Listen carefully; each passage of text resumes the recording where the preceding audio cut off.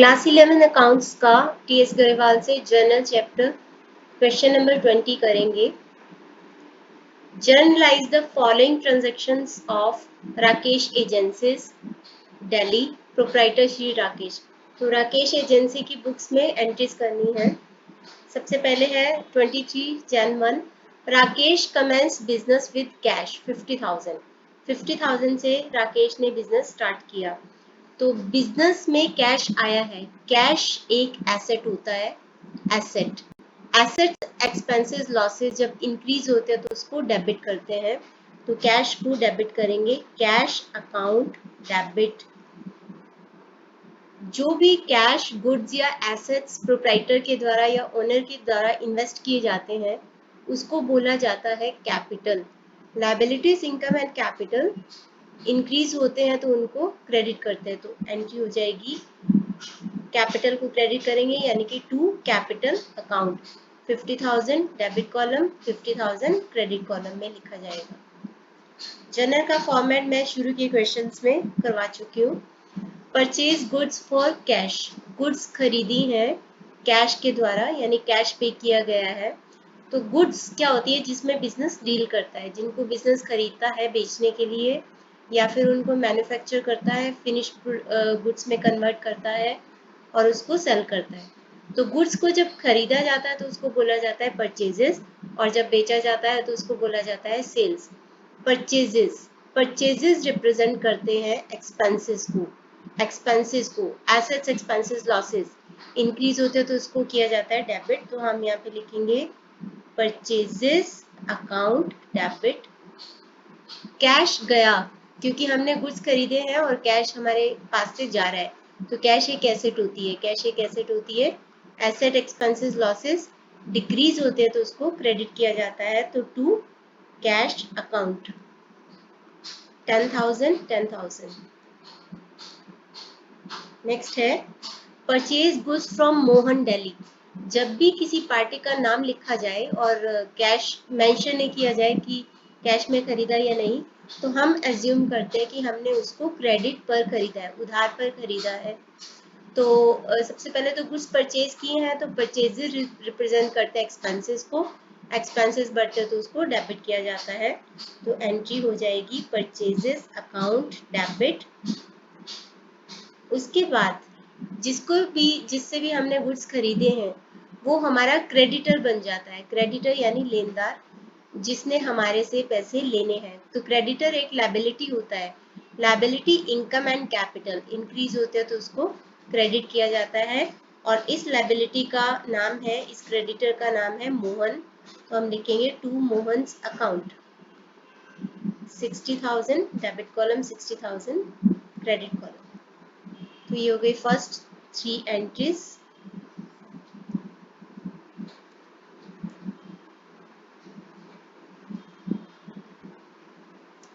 Next है fourth entry है open bank account with bank of India. Bank of India के साथ bank account खोला गया है यानी बैंक ऑफ इंडिया के अंदर हमारा बैंक, बिजनेस का जो बैंक है, बढ़ गया होगा। बैंक एक एसेट होती है। Assets, expenses and losses. अब बैंक अकाउंट खोले तो बैंक बढ़ गया, एसेट्स, एक्सपेंसेस, लॉसेस बढ़ते हैं तो उसको डेबिट किया जाता है। तो एंट्री हो जाएगी बैंक अकाउंट डेबिट।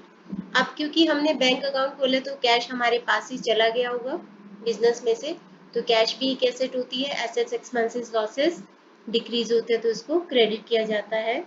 तो टू कैश अकाउंट। 10,000। नेक्स्ट है purchase furniture for office. Office के लिए फर्नीचर खरीदा है। फर्नीचर एक एसेट है। एसेट्स, एक्सपेंसेस, लॉसेस बढ़ते हैं तो उसको डेबिट किया जाता है। तो फर्नीचर अकाउंट डेबिट। फर्नीचर खरीदा है तो कैश हमारे पास से गया होगा। कैश एक एसेट होती है। एसेट, एक्सपेंसेस, लॉसेस कम होते हैं तो बिजनेस में से जा रहा है तो कम हो रहा है तो उसको क्रेडिट किया जाएगा। तो टू कैश अकाउंट। 2,000 एंड 2,000। इसके बाद है sold goods for cash.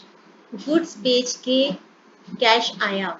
Sold goods for cash, goods बेच के कैश आया। सबसे पहले कैश आया, कैश एक एसेट होती है, एसेट्स एक्सपेंसेस लॉसेस इंक्रीज होते हैं तो उसको डेबिट किया जाता है। तो एंट्री हो जाएगी इसकी कैश अकाउंट डेबिट। ये एंट्री थी 6th, तो कैश अकाउंट डेबिट। अब गुड्स को जब बेचा जाता है तो उसको बोलते हैं sales.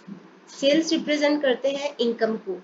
Liability income and capital increase होते हैं तो उसको क्रेडिट किया जाता है। तो टू सेल्स अकाउंट 8000 एंड 8000।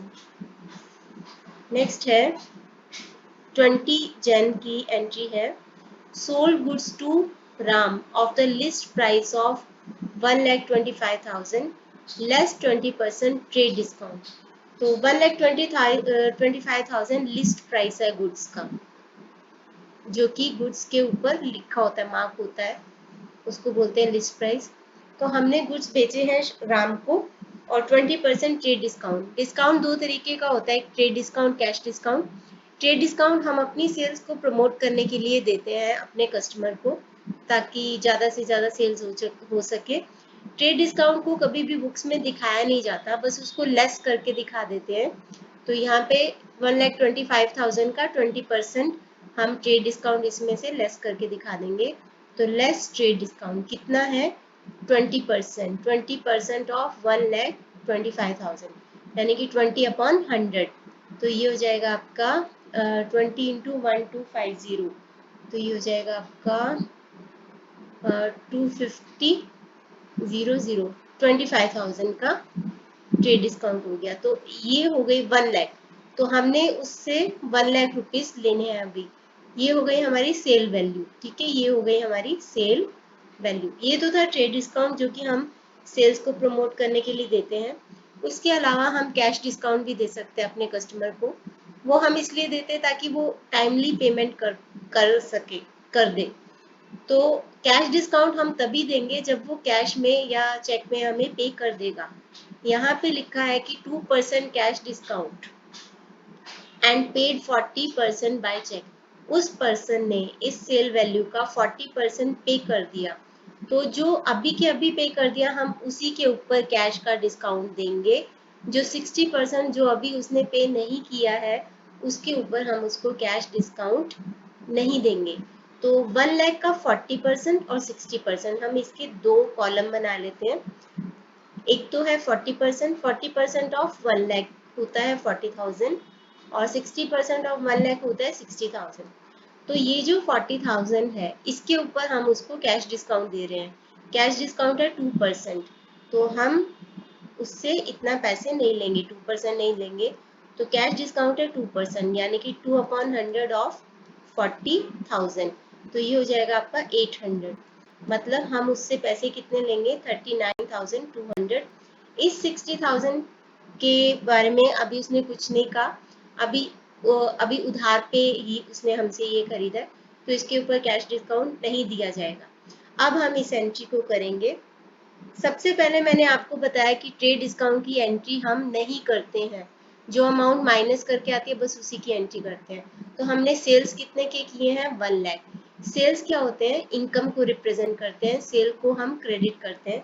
तो हम सबसे पहले यहाँ पे लिख देते हैं to sales account 1 lakh. 1 lakh credit column में लिख देंगे। अब हमारे पास कैश कितना आया है 39,200। कैश एक एसेट होती है, एसेट बढ़ती है तो उसको हम डेबिट करते हैं। तो cash account debit 39,200।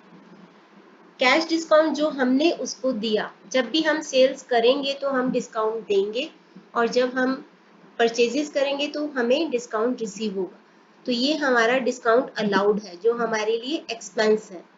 Assets expenses losses बढ़ते हैं तो उसको हम डेबिट करते हैं। तो हम यहाँ पे लिखेंगे डिस्काउंट अलाउड अकाउंट डेबिट। आपको ये पूरा पूरा लिखना है डिस्काउंट, यहाँ पे जगह कम थी तो मैंने पूरा नहीं लिखा। उसके बाद बाकी के 60,000 के लिए वो पर्सन का नाम है राम, जो कि हमारा डेटर है। जिसको भी हम क्रेडिट पे गुड सेल करते हैं वो हमारा डेटर हो जाता है। डेटर एक एसेट होती है, डेटर एक एसेट होती है। एसेट्स एक्सपेंसेस लॉसेस जब इंक्रीज होते हैं तो उसको हम डेबिट करते हैं। तो हम उस डेटर का नाम है राम। तो राम्स अकाउंट डेबिट, कितने से वो हमारा अभी डेटर है 60,000 से, तो ये एंट्री हम करेंगे। Cash account debit, discount allowed account debit, Ram's account debit to sales account. तो ये हो जाएगी हमारी कंप्लीट एंट्री।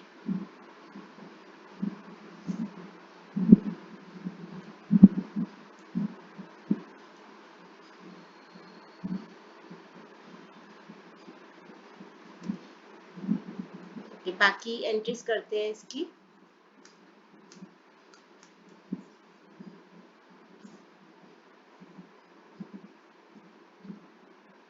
नेक्स्ट है कैश सेल्स। 25 जैन की एंट्री है। कैश सेल्स मतलब सेल्स करके कैश आया। सेल्स रिप्रेजेंट करते हैं इनकम को। लायबिलिटी इनकम कैपिटल जब भी बढ़ते हैं तो उसको हम क्रेडिट करते हैं। तो टू सेल्स अकाउंट, सेल्स करके कैश आया हमारे पास, कैश एक एसेट होती है। एसेट्स एक्सपेंसेस एंड लॉसेस जब इंक्रीज होते हैं तो उसको हम डेबिट करते हैं। तो एंट्री हो जाएगी cash account debit. 3,500 debit column और सेल्स के आगे क्रेडिट कॉलम में 3,500। 27 जैन की एंट्री है पे टू मोहन ऑन अकाउंट। यहाँ पे ऑन अकाउंट का मतलब है मोहन जिससे हमने कुछ सामान खरीदा था उसमें से हमने उसको कुछ पैसे दे दिए हैं। अब मोहन से हमने कितने का सामान खरीदा था हम ऊपर देख लेते हैं। शुरू की एंट्रीज में था ये देखो purchase goods from Mohan Delhi. तो 60,000 का हमने उससे सामान खरीदा था। तो अब हम उसमें से उसको कुछ पैसे दे रहे हैं। तो मोहन हमारा क्रेडिटर था। जिससे भी हम उधार पे गुड्स खरीदते हैं वो हमारा क्रेडिटर होता है। तो मोहन एक क्रेडिटर है हमारा।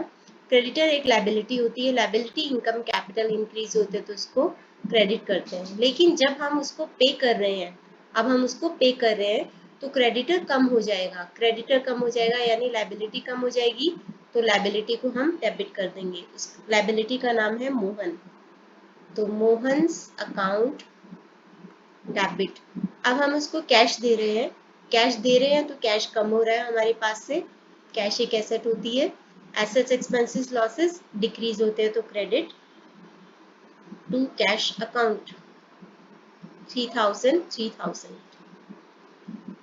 नेक्स्ट एंट्री है 28 जन की। Ram returns goods of sales value. Ram जिसको कि हमने कुछ गुड्स बेचे थे यहाँ पर, उससे हमने गुड्स बेचे थे 40,000 उसने तभी का तभी क्लियर कर दिया था और 60,000 के लिए यहाँ पे वो हमारा क्रेडिटर था। 60,000 के लिए डेटर था। राम हमारा डेटर था 60,000 के लिए इस वाली एंट्री में 20th जन वाली एंट्री में। अब राम ने हमें हमें 5,000 के गुड्स वापस कर दिए। 5,000 के गुड्स उसने हमें वापस कर दिए। सेल्स रिटर्न बोलेंगे इसको। सेल्स रिप्रेजेंट करते हैं इनकम को। सेल्स से इनकम बढ़ जाती है तो इसको क्रेडिट करते हैं। लेकिन सेल्स रिटर्न से क्या होगा, हमारी उतनी इनकम कम हो जाएगी क्योंकि उतने पैसे वो हमें नहीं देगा अभी। तो इनकम कम होती है तो उसको हम डेबिट करते हैं। तो हम क्या करेंगे, sales return account debit. Sales return account debit.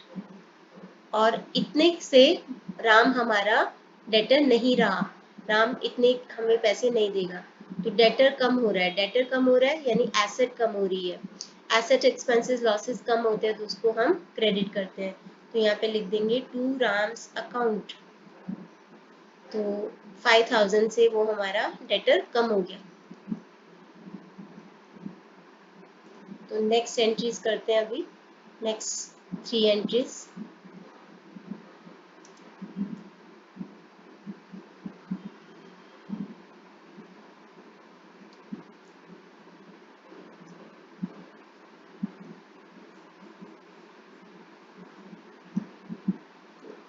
आगे है 31 जैन की एंट्री है। Paid salaries. Paid salaries, salaries पे कर दी। सैलरीज एक्सपेंसेस को डिनोट करती हैं।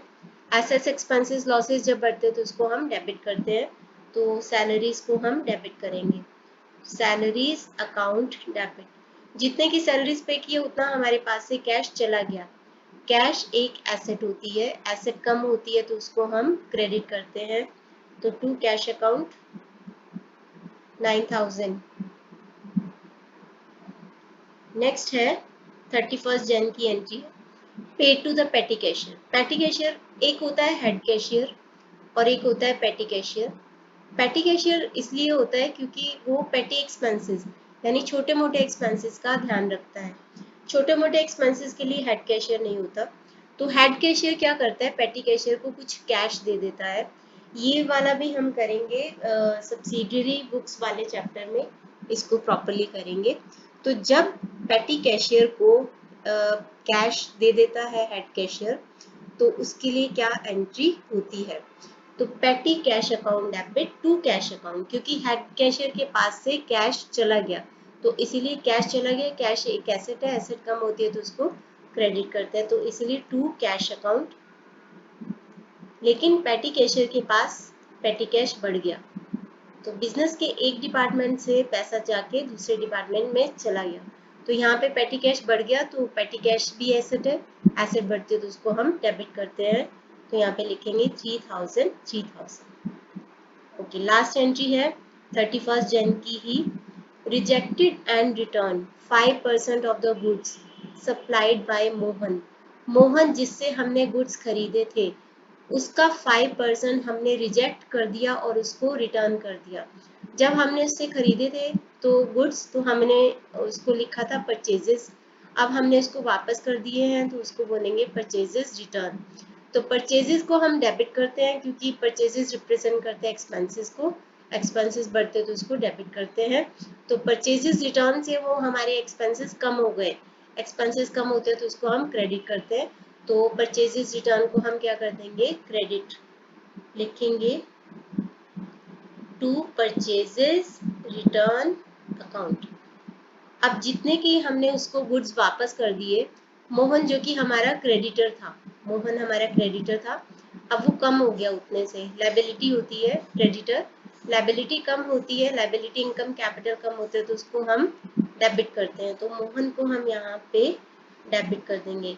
अब क्वेश्चन ये है कि कितने से कितनी अमाउंट, 5%। तो हम देख लेते हैं कि कितने के गुड्स हमने उससे खरीदे थे, उसका 5% हम निकाल लेंगे। तो यहाँ पे है परचेज गुड्स फ्रॉम मोहन, 60,000 के हमने उससे गुड्स खरीदे थे। 60,000 का 5% होता है 3000, 3000 होता है, तो हम 3000 से एंट्री कर देंगे। यहाँ पे लिखेंगे 3000।